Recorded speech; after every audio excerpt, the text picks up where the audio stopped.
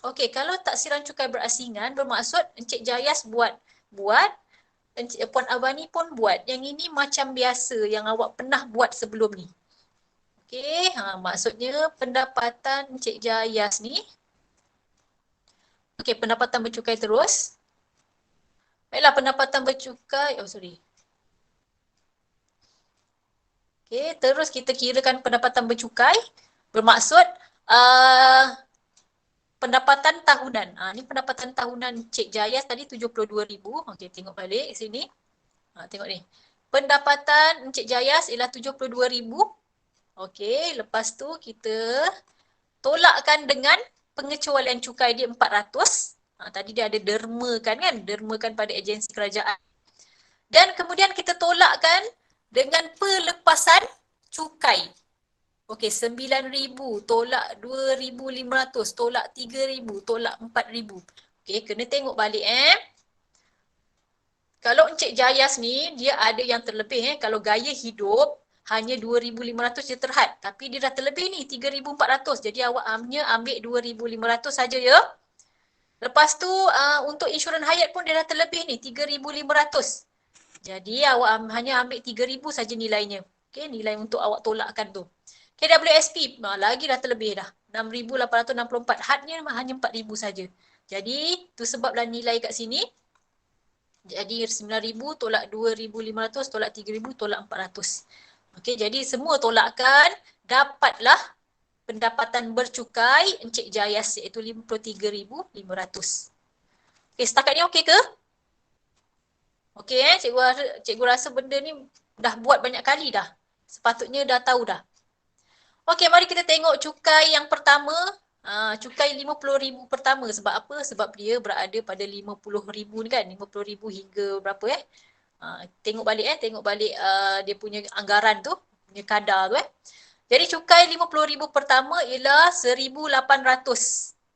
Okey, lepas tu cukai atas baki. Bermaksudnya baki yang selebihnya lah. Maksudnya tadi 50,000, jadi 53,500 tolak 50,000. Maksudnya gaji dia yang baki tu, apa dia punya kadar dia, apa dia punya cukainya, darab dengan 0.14 ataupun 14% ataupun 14/100. Yang ini. Yang ini pun ada pada jadual tu Okey, akan dapat 490 saja. 490. Dan kita tengok adakah dia layak menerima rebate. Tidak layak sebab apa? Pendapatan bercukai Encik Jayas ialah 53,000. Lebih, dah terlebih daripada 35,000.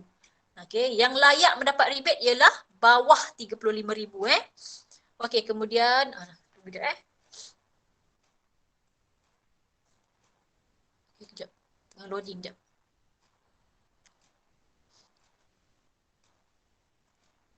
Okey tak setakat ni? Okey. Cikgu harap betul-betul okey lah Okey, lepas tu kita tengok apakah cukai pendapatan yang perlu dibayar oleh Encik Jayas. Okey, tambahkan yang ini je lah. 1,800 tambah dengan 490 akan dapat 2,290. Ini untuk Encik Jayas. Ini untuk Encik Jayas. Okey, lepas tu kita buat pula untuk Puan Avani. Memang Encik Jayas dibuat sendirilah. Dia buat sendiri dia punya. Okey, Puan Avani pula.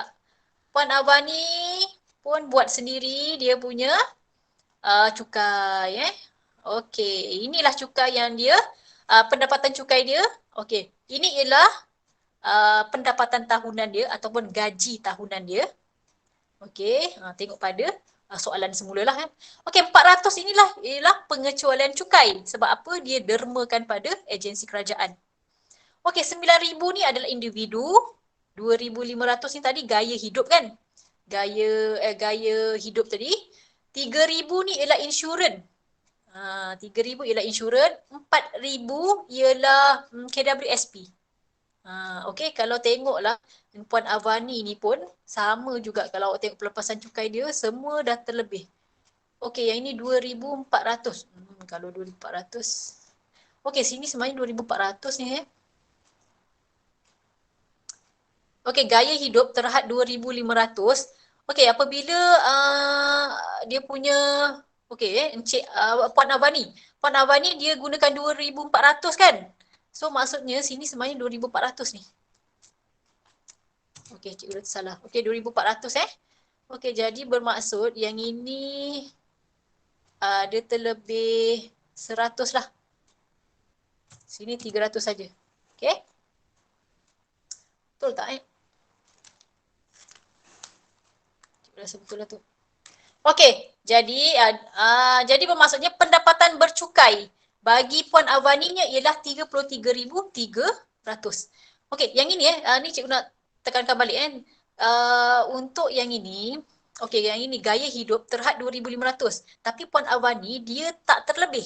Dia tak terlebih lagi, jadi bermaksud kita ambil nilai yang tak terlebih ni. Tapi kalau macam Encik Jayas, dia dah terlebih. Tu sebab kita ambil 2,500 saja. Tapi kalau Puan Avani, dia punya ni tak terlebih, jadi maksudnya kita ambil 2,400. Sama juga insurans hayat. Okey, insurans hayat pun 2,800. Cikgu pun tak perasan ni. Okey, ni 2,800, jadi kita kat sini letak 2,800 juga Okey, sebenarnya macam tu Sebab apa? Kena letak yang exactly nilai yang telah dikeluarkan. Sebab apa nanti LHDN nak bukti. Kalau dia letak 3,000, mana lagi 200. Macam tu lah Maksudnya jadi yang ini pun kena tolakkan 200 kat sini. Jadi yang ini ialah 3,000. Okey.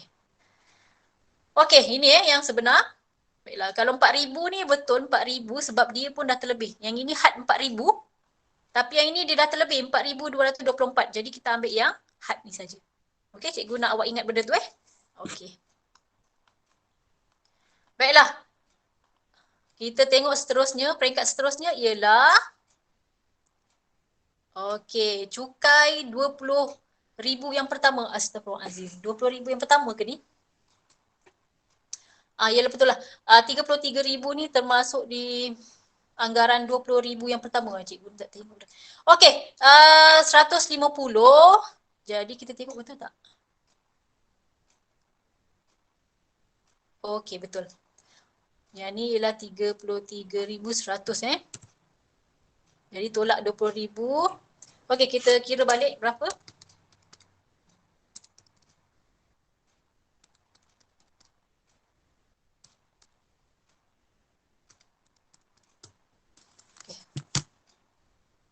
Okey, jawapannya ialah 393. Okey, kenapa sini berubah? Sebab tadi pendapatan bercukai yang cikgu tulis yang sebelum ni salah Jadi untuk cukai atas baki ni dia bergantung pada yang ini, pendapatan bercukai yang ini. Kat sini pendapatan bercukai tolak dengan 20,000 yang pertama. Okey, dapatlah RM393. Okey, kita tengok adakah dia layak menerima rebate cukai? Ya, okey. Puan Avani layak menerima rebate cukai. Sebab apa? Sebab pendapatan bercukai dia tidak melebihi 35,000. Jadi dia layak menerima rebate cukai. Jadi bermaksud dia punya cukai yang perlu dibayar. Cukai yang perlu dibayar, kita tengok balik Okey, yang ini kita tukar jadi 393. Okey, jadi jawapannya ialah jawapannya pun kat sini ada sikit salah. Okey, cikgu betulkan Kejap 150 tambah dengan 393 tolak 400. Okey, RM143 sahaja. Okey. Okey, kalau awak tengok ini, okey, yang ini 2,290 ni Encik Jayas yang bayar. Yang ini pula Puan Avina pula yang bayar. Okey, sikit aja pun sebenarnya kan. Okey, jadi apa? Okey, kat sini cikgu tukar kejap. 143 jadi 22.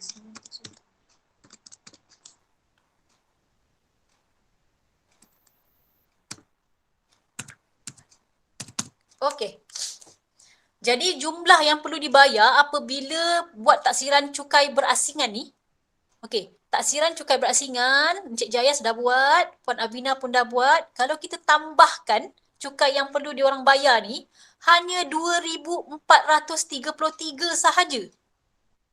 Okey, awak ingat tak balik berapa yang diorang kena bayar apabila diorang buat cukai bersama? Banyak tak? Ingat tak? Mari kita tengok semula. Nampak ni? Bila mereka buat taksiran cukai bersama, mereka kena bayar RM12,124. Berbanding apabila mereka buat cukai berasingan, mereka hanya kena bayar, kalau kita tambahkanlah dua ni, hanya bayar 2,433 sahaja. Banyak tak bezanya? Banyak. Yes. Okey, jadi kesimpulannya kat sini lah. Kesimpulannya ialah, ada tak kesimpulan kat sini? Okey, tak ada. Okey, kesimpulannya sebenarnya, kebanyakan orang akan membuat taksiran cukai berasingan. Walaupun mereka duduk bersama dalam satu rumah, tapi mereka tetap buat cukai berasingan. Sebab inilah tadi, contohnya pada soalan tadi. Sebab cukai berasingan ni boleh membuatkan suami isteri ni membayar cukai yang sedikit. Berbanding dengan membuat cukai bersama. Cukai bersama ni dia akan buatkan kena bayar cukai pendapatan tu sangat banyak. Okey, tapi ada saja, ada orang yang buat, ada pasangan yang buat taksiran cukai bersama, ada. Contohnya apabila isteri dia malas nak buat cukai. Okey, tapi selalunya orang kaya lah yang buat ni. Isteri dia malas nak fikir pasal cukai, jadi suami dia je yang buat.